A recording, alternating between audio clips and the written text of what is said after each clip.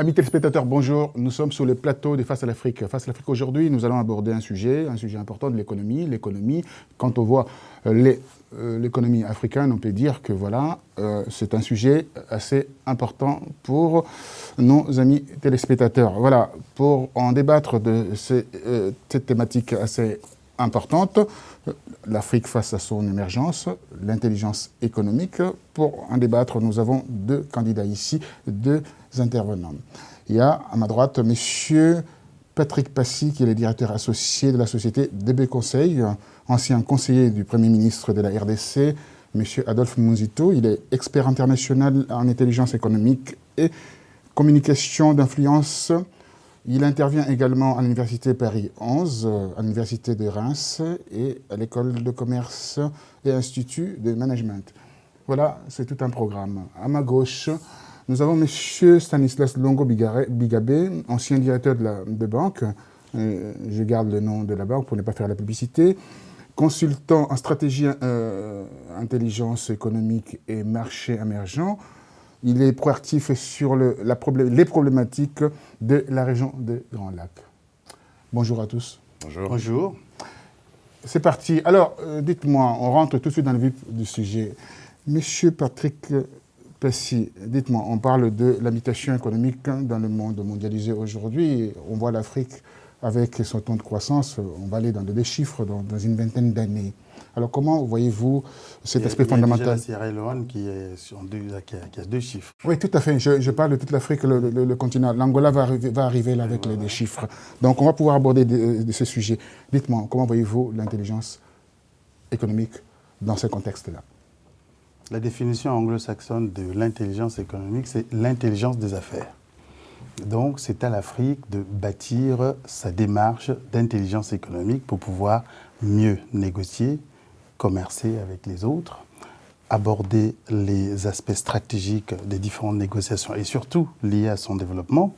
C'est à l'Afrique de développer ça, mais c'est en cours d'exercice parce que actuellement, nous sommes dans une période de transition et l'Afrique procède par essai, correction et amélioration. Donc, les erreurs que nous pouvons relever ou les insuffisances font partie des différents essais. Et l'amélioration, c'est les programmes, par exemple, qui sont mis en œuvre dans les différents pays. Alors, on peut regarder au regard de tout ce qui se passe avec les relations nord-sud de la France et l'Afrique, la France. On peut parler de relations gagnant-gagnant, mais je ne sais pas si c'est vraiment du gagnant-gagnant. Il y a un décret en Conseil des ministres qui a été voté le 1er juillet 2015 par M. Jean-Baptiste Campati, l'inspecteur général des finances, dira clairement on veut appliquer en fait cette méthode d'intelligence économique à des États moins nantis que ceux qu'on trouve en Afrique. Donc c'est une insulte à l'Afrique en fait. Non, bien au contraire, ça ne peut pas être une insulte, mais il appartient, j'abonde un peu dans le sens de M. Patrice Passy, il appartient aux États africains justement de définir leur stratégie, leur ambition pour l'avenir et dans ce cadre-là d'intégrer l'outil qu'est l'intelligence économique pour réduire les zones d'incertitude quant à ce devenir. Alors, comme on parle de zones d'incertitude, on va en parler aujourd'hui.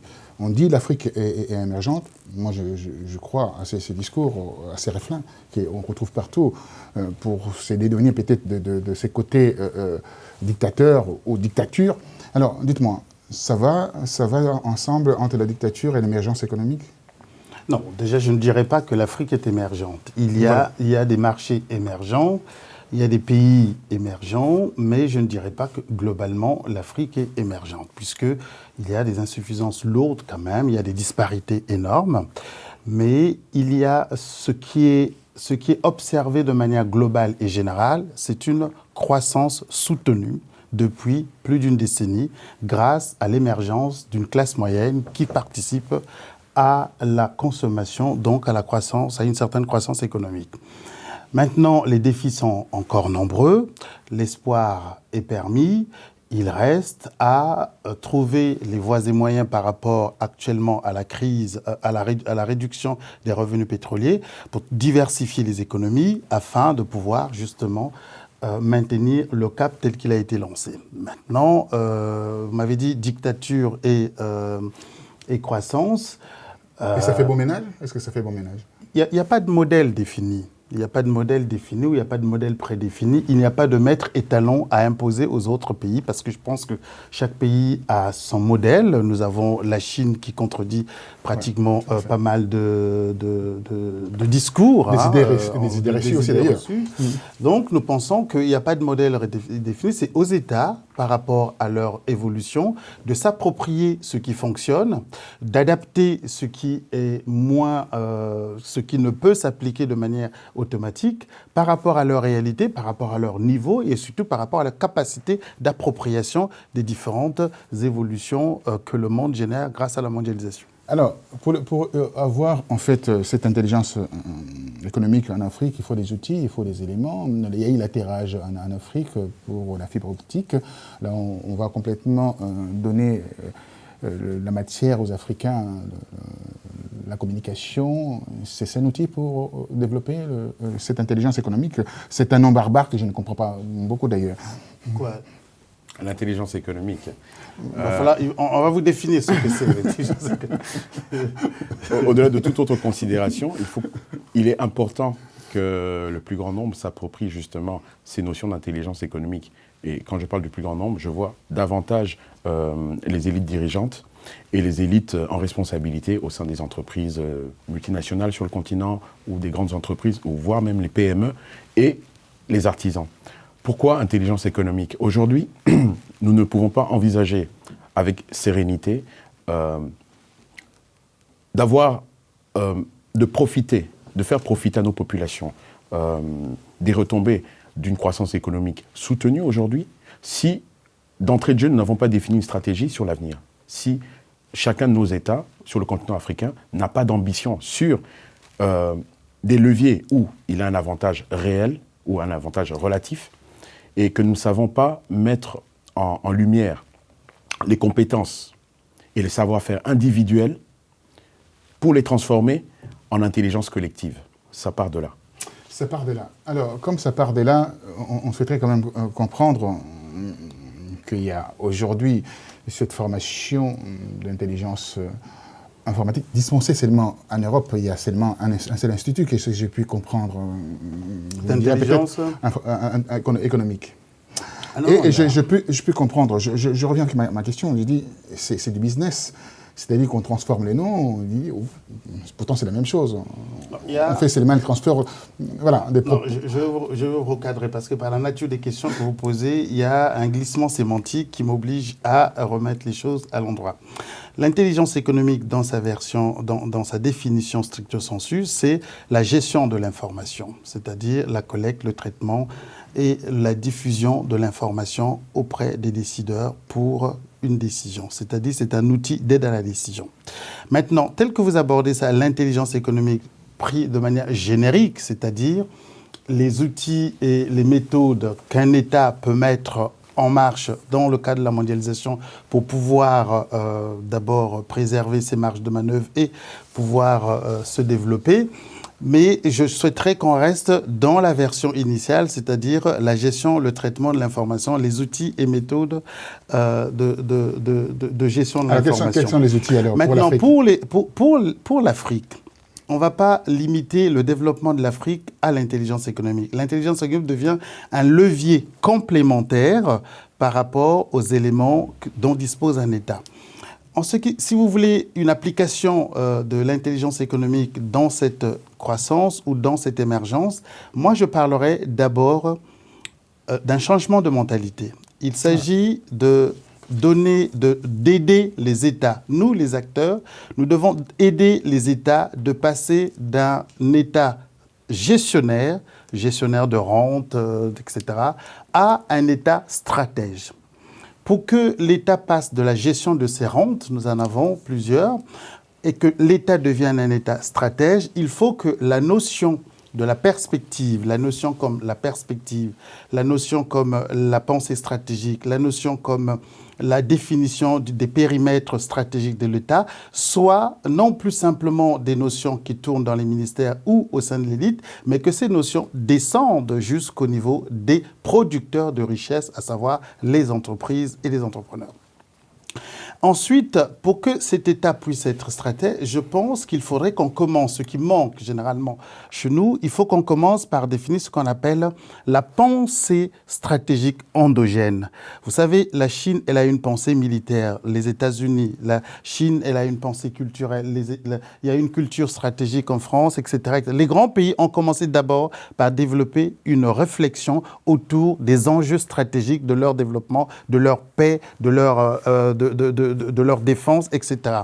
Nous, le problème vient du fait que nous avons hérité d'un système que l'on n'a jamais conçu, nous avons hérité de structures que l'on n'a jamais réfléchi et on nous a demandé de les gérer sans pour autant avoir les compétences pointues de l'époque. Quand il m'arrive de critiquer certaines personnes, je dis, vous imaginez par exemple en 1944 ou en 1944 ou en 58, lorsque les responsables français descendent en Afrique, pour certains, ils sortent déjà de l'ENA. Vous comprenez? Ils ont en face d'eux ceux qui ont le certificat d'études primaires. Vous comprenez? Le rapport de force intellectuelle. C'est que je disais, les rapports. Voilà. Le rapport de force intellectuelle ne laisse peut-être pas à désirer, mais il est largement défavorable, d'accord? Et lorsque les États africains rentrent dans la société des nations, souvenez-vous, dans la société des nations, ce système n'a pas été conçu pour eux. Ils ne sont ni les auteurs, ni les gestionnaires. Ils ne font que suivre. Maintenant, pour que je termine, pour chuter par là, pour que nos États rentrent dans cette dynamique, il faudrait d'abord qu'on essaie de comprendre pourquoi ces différentes structures, l'OMC, etc., existent, quel est le but, quels sont les dessous de cartes de ces différentes structures et comment nous pouvons, non pas s'en approprier, mais les phagocyter dans un sens qui nous soit favorable.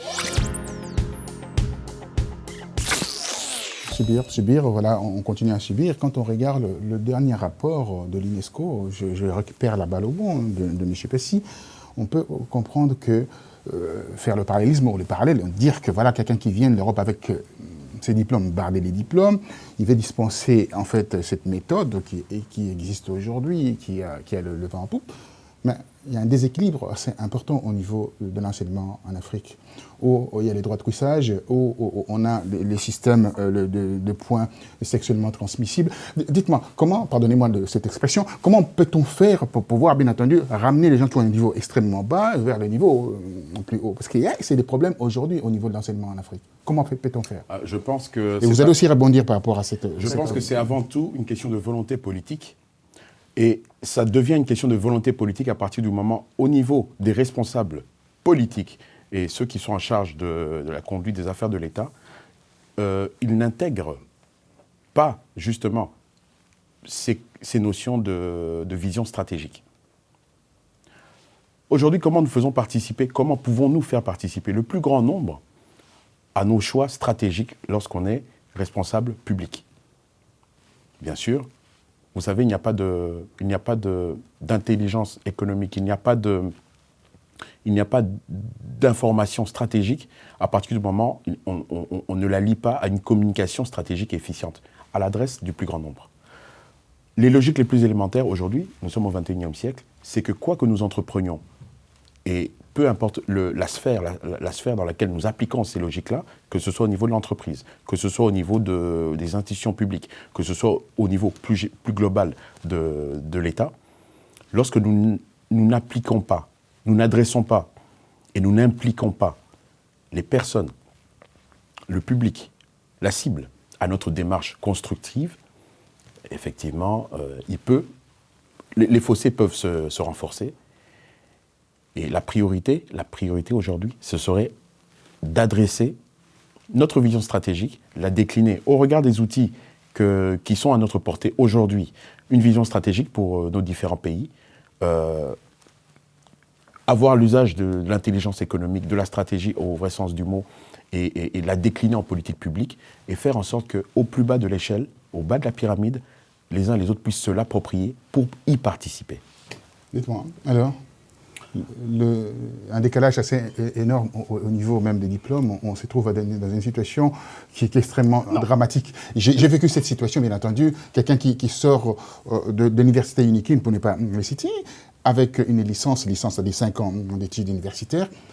on s'est dit, il y a un réel problème quand la personne vous envoie un CV ou bien une lettre de motivation. Non, il n'y a pas un réel problème. C'est une évolution qui, je ne sais pas si vous avez fait attention, dans les années 70, nous avons eu des cadres qui ont été formés dans nos écoles. Ce sont ces cadres qui, à la limite, dans les années 80, ont tenu l'administration. D'accord ? Ce qui s'est produit vers la fin des années 80, c'est la mise en place par la Banque mondiale et le Fonds monétaire international des plans d'ajustement structurel qui avaient pour mission de casser tout ce qu'eux, ils appelaient des investissements improductifs pour les réorienter vers des investissements productifs, à savoir les privatisations. La conséquence de ça, comme tous les investissements sociaux avaient été à la limite réduits ou cassés, parmi les victimes de la politique de la Banque mondiale et du FMI, c'était l'enseignement, la santé, c'est-à-dire tous les problèmes que nous sommes en train de gérer aujourd'hui, que les gouvernements sont en train de gérer aujourd'hui, c'est-à-dire les thématiques sociales. Donc, les États, je vous ai parlé de la transition, nous sommes dans une situation où les États africains touchent le fond des politiques d'ajustement structurel sur lesquelles on fait semblant de ne pas mettre le doigt, parce que c'est la cause de pas mal de situations. Nous sommes arrivés ici tard en France, mais on n'est pas reparti à l'école pour faire un diplôme équivalent parce que le niveau était... On n'avait rien à envier à ce qui se passait ici, on n'a rien appris en fait, si ce n'est que continuer à faire ce qu'on a l'habitude de faire. Alors donc, le problème de l'enseignement en Afrique est d'abord, tout ce que nous décrions maintenant, c'est... Nous sommes en train nous allons vers la fin d'un processus. Puisque l'État ne pouvait plus financer l'éducation ou le système universitaire, nous avons vu naître l'enseignement privé, qui est arrivé de manière opportuniste pour répondre à un besoin, avec ce que le privé a l'habitude de générer, c'est-à-dire soit de la mauvaise qualité ou répondre à un besoin sans toujours avoir tous les moyens. Et maintenant... L'offre et la demande, en fait. Donc, nous avons un problème qu'il faut résoudre, et les États ont pris conscience du problème. La Banque mondiale a pris conscience du problème, car elle impose maintenant à ses gouvernements de financer l'enseignement. Elle se propose même elle-même de fournir un financement aux différents États pour que l'enseignement professionnel... Pourquoi l'enseignement professionnel ? Parce qu'ils se sont tous rendus compte que l'Afrique va déverser dans 30 ans pratiquement 1 milliard de plus d'individus. Donc, les marchés, ça va être des futurs marchés. Et pour que ces marchés puissent être viables, il faut de la une main-d'œuvre formée et qualifiée, d'où le retour à l'école, alors que c'est même ces structures qui les avaient cassées avec les programmes d'ajustement structurel. Donc, c'est une conséquence que les États, avec les meilleurs moyens, sont en train de difficilement résorber, mais c'est en cours parce que nous avons connu des crises aiguës entre les années 90 et 2000. Maintenant, je pense que les différents niveaux d'enseignement sont en train de remonter. Alors, monsieur Longo, on peut penser par rapport à tout ce qui a été dit, le Club de Paris, la Banque mondiale, le Fonds monétaire international, le Bretton Woods, enfin l'ensemble, vous devez vous arrimer par rapport à leurs exigences. Si je comprends bien, parce que en fait, quand on se promène en Afrique, on voit que c'est un terrain vide où tout est à refaire. Alors comment voulez-vous développer, en fait, vous parlez de développement, l'émergence et la croissance. Comment peut-on... La question ne m'était pas destinée, mais je ne peux pas laisser dire que tout est à refaire. Non, tout n'est pas à refaire. C'est une évolution normale et constante. Les pays africains travaillent au bien-être de leur population. La difficulté est qu'à l'échelle humaine, on n'a pas toujours les retours dans l'assiette. Et comme le peuple juge par rapport à ça, on s'empresse à dire que ça ne marche pas. Non, il y a une évolution constante et permanente sur le plan économique, sur le plan sociétal, etc. Il y a des dynamiques endogènes qui nous font dire que oui. Les évolutions, non, il y a beaucoup de choses qui se font. Je ne peux pas vous laisser dire que rien ne se fait. Alors, la réponse par rapport à ça, comment voyez-vous ? Donc, on est toujours pris par ces organisations internationales qui vous donnent de l'eau au là, pour ne pas dire autre chose. C'est-à-dire qu'il y a aussi la domination économique aussi, parce que quand le gouvernement français met en place, vote un décret là-dessus, ça montre qu'il y a un intérêt assez important par rapport à l'Afrique. Et donc, ils sont en train de voir un moyen aussi de recoloniser l'Afrique économiquement. En fait, vous allez aussi... rebondir là-dessus. Est-ce qu'aujourd'hui, on peut encore parler de recolonisation ? La réalité du monde dans lequel nous sommes aujourd'hui, c'est que les logiques de puissance permettent aux entreprises d'un côté, aux États stratèges d'un autre, d'accroître leur sphère d'influence à l'échelle globale, par rapport à certains avantages comparatifs. Je prends le cas d'un pays que je connais bien, celui de la République démocratique du Congo. Que vous connaissez bien. Tous les deux, voilà. Je prends cet exemple-là. Quels sont aujourd'hui, parce que nous pensons à l'avenir, quels sont aujourd'hui, à l'horizon 2030, les leviers sur lesquels, très clairement, la République démocratique du Congo pourrait développer un avantage certain qui lui permettent de satisfaire à ses obligations vis-à-vis de ses populations et qui, dans la durée, lui donne un avantage certain sur les autres pays de la région. Voilà le type de réflexion à l'échelle des responsables publics qu'il faut impérativement mener. De là, au moyen de certains outils, stratégie, intelligence économique, de là, on peut se définir une feuille de route, se donner une direction, une perspective sur 15, 20, 30 ans, et après, dérouler. Alors, on parle de la croissance, on en parle de l'émergence, et c'est un peu tronqué. On trompe la vigilance des populations, on trompe aussi les populations au niveau des chiffres. Alors, quand on parle de croissance, par définition, on voit l'émergence, on voit le panier de la ménagère, de la petite ménagère du coin, qui a du mal à remplir son panier. Et comparativement, je regarde un peu quelques chiffres, on dit la croissance, c'est lié à deux éléments essentiels. La télécommunication, qui a une expansion extraordinaire en Afrique, et également les industries extractives. Donc, on trompe les gens, en fait, en réalité, par rapport à cela.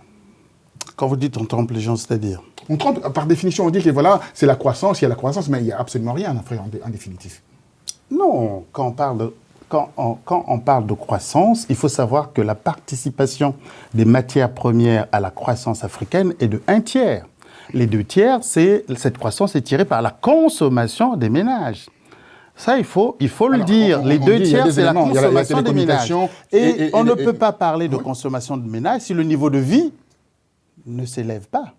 Donc, s'il y a une consommation, c'est que le niveau de vie, peut-être pas comme on le souhaite, mais substantiellement est en train de se relever, ce qui permet justement cette consommation, c'est-à-dire il y a l'émergence d'une classe moyenne. Le problème, c'est ce que nous entendons partout quand nous conseillons les hommes politiques ou quand nous travaillons avec des entreprises, c'est la population qui se plaint des conditions qui, on a l'impression, n'avancent pas. Mais il y a quelqu'un qui m'avait donné un exemple qui m'avait beaucoup plu. Il me disait, Patrice, vous savez ce qu'on est en train de nous demander, c'est de gérer une situation. Laquelle? On a remis une entreprise, les pères de l'indépendance avaient remis une entreprise à un monsieur et on lui a demandé de gérer cette entreprise. Il est mauvais gestionnaire, quelque temps l'entreprise a fermé. Mais il est tellement mauvais gestionnaire qu'il a été obligé de vendre l'entreprise. Il a tellement de problèmes qu'il a vendu l'outil de production, tellement de problèmes qu'il a vendu le sol, le sous-sol. Et nous, on nous donne des pelles. On nous laisse un trou énorme, on nous donne des pelles, on est en train de demander avec ces pelles-là de boucher ce trou. Ça va prendre du temps. Ça va prendre du temps. Ce qu'on peut reprocher à l'homme politique africain, c'est de ne pas communiquer sur les faits réels. Et de ne pas voir la vision non plus. Il a cette vision. Ce qui pose problème, c'est le rapport de force économique, comme on l'a dit. Les rapports de puissance. Ce qui pose problème, c'est les rapports de force. Deuxièmement, un seul individu, aussi brillant soit-il, ne peut pas modifier une société parce que la société n'est pas un agrégat d'individus, c'est un système. Barack Obama n'a pas changé fondamentalement la situation des Noirs, etc.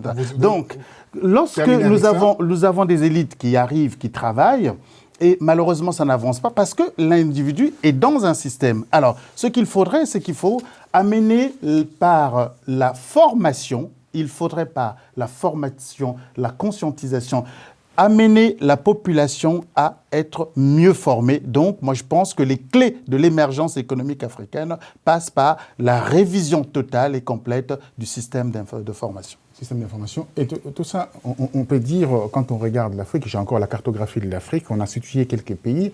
On a commencé avec l'Afrique du Sud, où il y a une certaine organisation au niveau urbanistique, organisation aussi au niveau des infrastructures. On remonte un tout petit peu au niveau du Nigeria, on voit le Maroc. Enfin, quelques pays, on a cité à peu près aux alentours de 7 pays sur les 54 pays, c'est quand même une souffrance pour dire qu'on va venir avec nos outils de l'intelligence économique. À quoi ça sert ? Vous parlez d'urbanisation et j'aimerais rebondir là-dessus en précisant une chose. Quels sont, où est l'intérêt de l'intelligence économique et de la stratégie. Mais quelles sont questions que je vous provoque aussi d'ailleurs. Bien sûr, et permettez qu'on vous réponde. Permettez que nous vous répondions. Voilà. Quels sont aujourd'hui, de manière claire, quels sont les problèmes à venir que nous avons identifiés avec pertinence sur le continent africain? Je vais vous les citer. Une forte démographie. Vous l'avez évoqué, M. Passy. Une forte démographie. Probable conflit lié à l'eau sur le continent africain. Les problématiques d'urbanisation, la sécurité alimentaire. Les problèmes fonciers, si vous avez oublié d'ailleurs. Je n'avais pas terminé, je parlais d'urbanisation et tout. Les problèmes fonciers qui aujourd'hui sont, on ne le dit pas, sur certains conflits sur le continent, sont quand même à la base. Voilà, justifient ces conflits-là. Maintenant, parce que vous disiez, quelle est l'utilité, quelle est la nécessité d'avoir recours à ce type d'outils aujourd'hui, en considérant le devenir des Africains, en dépit de la croissance, comment nous formulons les préconisations, les solutions pour ces États-là, de manière à ce qu'ils anticipent et qu'ils encadrent toutes ces menaces pour ces pays, pour leur population. Aujourd'hui, très clairement, en ayant recours à ce type d'outils, nous identifions les problématiques, nous apportons les solutions, et dans la définition de nos horizons respectifs, pour la RDC, pour le Rwanda, pour le Nigeria et tout, dans la définition de nos horizons, à 15 ans, à 20 ans, nous apportons des réponses concrètes, voire même dans l'assiette des gens. Au niveau de la formation, au niveau de l'urbanisation, parce que la tendance aujourd'hui veut que nous parlions de territoires intelligents, comment transformer nos pays respectifs en territoires intelligents qui adressent correctement les problématiques des citoyens, des administrés, avec les obligations de l'État. Les obligations. C'est une obligations. Vous allez terminer avec ça, aussi compléter notre ami Stanislas Longo. Dites-moi, on parle d'intelligence économique. Quand on voit l'intelligence économique, par définition, il y a le lobbying. Il y a aussi également la corruption derrière le lobbying parce qu'il faut rentrer, pénétrer les marchés, etc. Donc forcément, c'est toujours une question de corruption de l'intelligence économique. Je ne vais pas parler des situations parce qu'on n'a pas le temps pour aller jusqu'au fond de ces situations, mais je vais plutôt parler des potentialités. En juillet dernier, nous nous sommes retrouvés à Kinshasa avec les universitaires de Kinshasa, les diplomates accrédités, les acteurs économiques, les acteurs politiques. Et pour essayer d'aborder dans le même sens et répondre à vos multiples questions sur le rôle et l'importance de l'intelligence économique, nous avons proposé ce qu'on appelle la nationale stratégique. Nous avons proposé la nationale stratégique, c'est-à-dire c'est une offre que le cabinet fait aux États, que le cabinet peut faire aux structures étatiques aussi et aux organisations internationales. Cette offre, elle porte sur la mise en place. La nationale stratégique, c'est en fait un producteur de concepts. Pourquoi producteur de concepts? Ça, il y a 4 agences qu'on met dans cette nationale. Rapidement, 1 minute 30. Il y a 4 agences qu'on met dans cette agence. Il y a l'agence de prospective nationale qui va être le producteur de concepts parce que les paradigmes actuels, que ce soit économique ou politique, régissant les relations entre les différents États, commence à être dépassé. Je vous donne juste un exemple. La RDC, dans 30 ans, c'est 2 millions de personnes. La Belgique... 130 millions En 30 ans, la RDC va passer de 70 à pratiquement 178 millions d'habitants. Voilà. Et la Belgique va difficilement atteindre les 40 millions. Ouais. Quel rapport... Ils sont 11 millions aujourd'hui. Quel rapport allons-nous avoir alors que le rapport démographique nécessite une évolution. Donc, nous sommes là pour proposer, dans le cadre de la nationale stratégique, une structure chargée de produire de nouveaux concepts. Deuxièmement, nous avons une agence pour le management de crise, c'est-à-dire comment résoudre les multiples crises qui vont arriver. Troisièmement, nous avons l'agence de sécurité économique, c'est-à-dire comment orchestrer l'émergence tout en préservant les intérêts de l'État. Et enfin, l'agence stratégie et défense. Et bon, pour partir, en 3 mots. En quelques mots, je dis ceci par rapport à votre dernier point, vous parlez de lobbying. Considérez toujours une chose, l'action et la décision sont affaires de compromis dans l'espace politique. Par contre, l'action et la décision qui sont affaires de compromis dans l'espace public, c'est toujours l'objet d'une négociation. Et là, on a besoin d'intelligence économique pour négocier, discuter, convaincre ou influencer. Voilà. Influencer, on va influencer le monde par la corruption ou non, par aussi les lobbying ou non, on ne sait pas. C'est qu'on peut dire une seule chose, l'intelligence économique, c'est un mode de gouvernance. On ne sait pas, on le sait que c'est un mode de gouvernance. On est en train de mettre des outils en place. En fait, que l'Afrique se développe avec aussi des cadres qui ont une certaine qualité qu'on vient de voir aujourd'hui. On vient d'observer, en fait, l'Afrique émergente, l'Afrique aussi qui gagne quoi? Avec aussi des gens qui ont des diplômes, bardés des diplômes, qui vont aider cette Afrique à être au même niveau que l'Europe qu'on voit aujourd'hui. Je vous dis merci et à très bientôt. Au revoir.